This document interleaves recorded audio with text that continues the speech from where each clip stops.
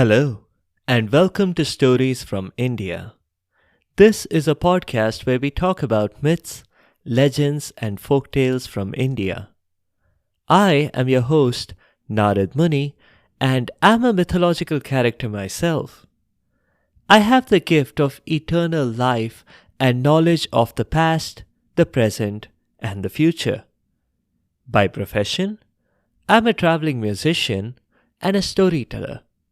So the way I'm doing my job is by podcast.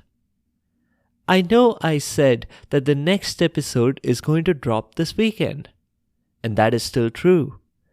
We will be continuing Chandrakanta's story this weekend. But today is a special day. It's the 3-year anniversary of the start of this podcast.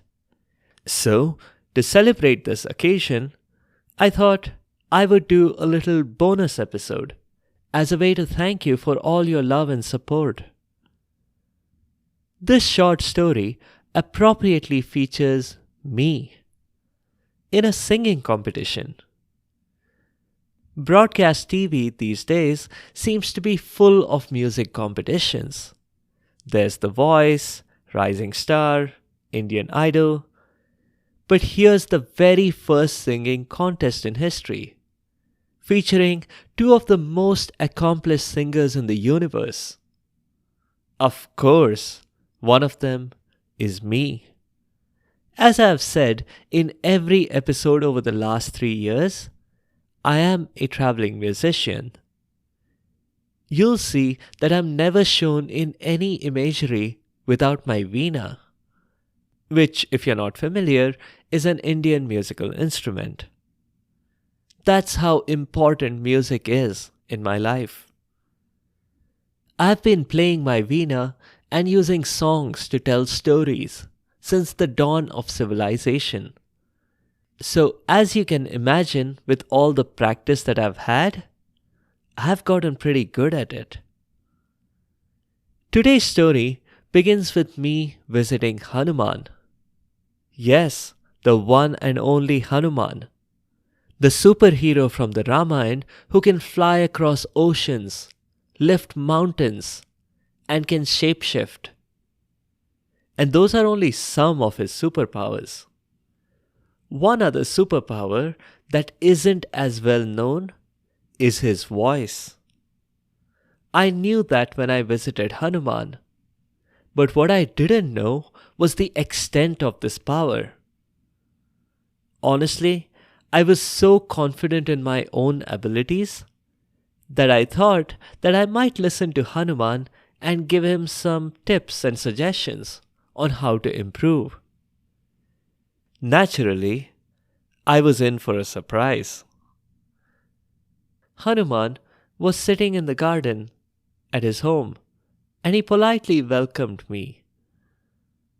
I sat on a chair and placed my heavy veena on a rock nearby. I wouldn't dare put the veena on the ground.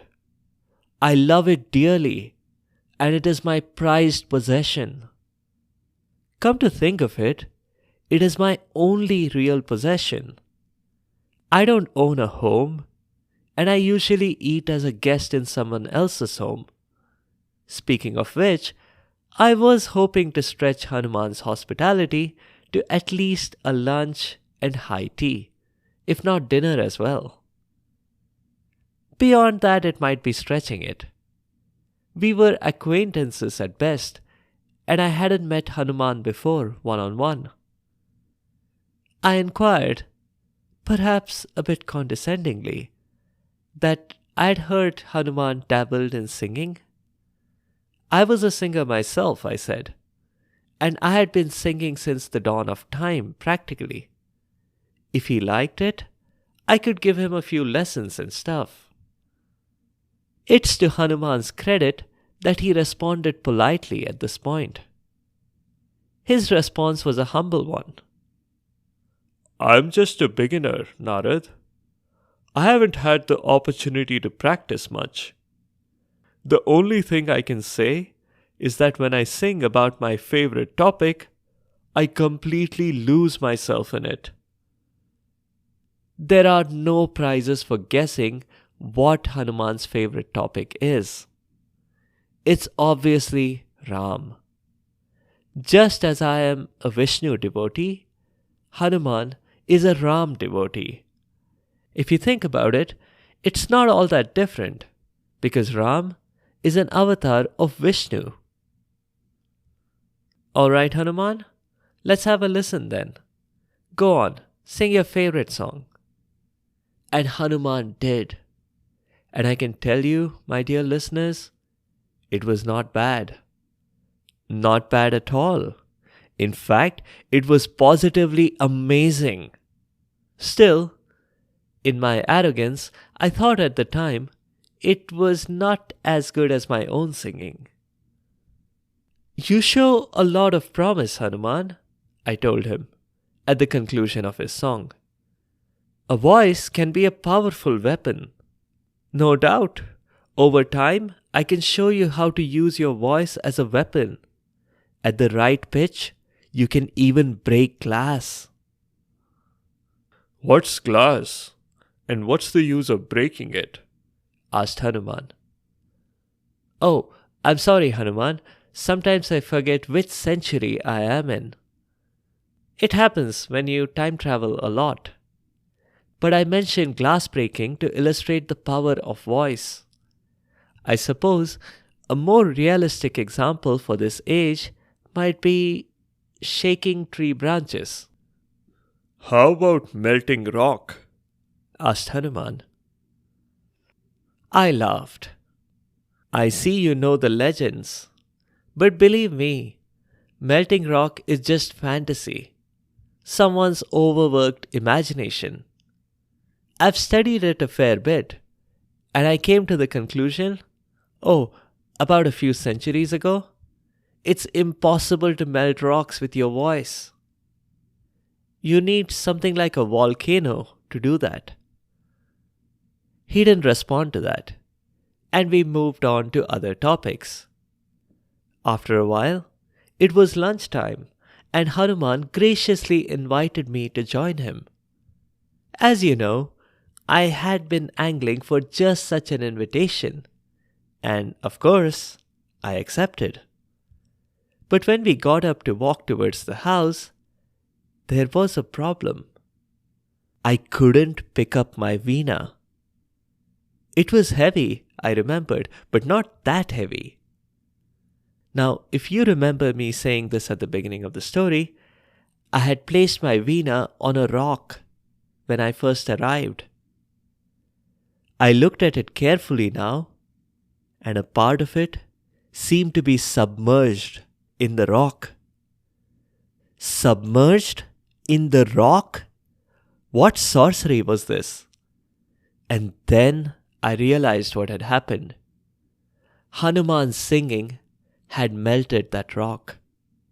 The veena was floating in liquid rock for the duration of the song. But then, when Hanuman stopped and the rock solidified again, the veena was embedded in it this time. Needless to say, I was quite embarrassed by my earlier attitude. I was the one who needed to learn from Hanuman, not the other way round. Hanuman was quite magnanimous. He sang something else, again to melt the rock so I could retrieve my veena. And to his credit, to this day he has never teased me about it, or even mentioned the subject. But I learned a valuable lesson that day. For my part, I am just grateful that I learned this lesson from one of the most gracious persons in the universe. That's it for now. Thank you once again for all your support and your feedback over the last 3 years. Indian mythology and folklore is so rich with all these stories, and I feel like even after 3 years, I've barely scratched the surface here. I couldn't be more excited to tell all these stories in future episodes. This weekend, we'll continue Chandrakanta's story as previously planned. If you have comments or suggestions, or if there are particular stories that you would like to hear, please do let me know by leaving a comment or a review on the site sfipodcast.com or tweet at sfipodcast. You can also find me on Instagram and Facebook. Be sure to subscribe to the show to get notified automatically of new episodes. And a big thank you to each and every one of you for your continued support and your feedback. The music is from purpleplanet.com. That's purple-planet.com. Thank you for listening, and I'll see you next time.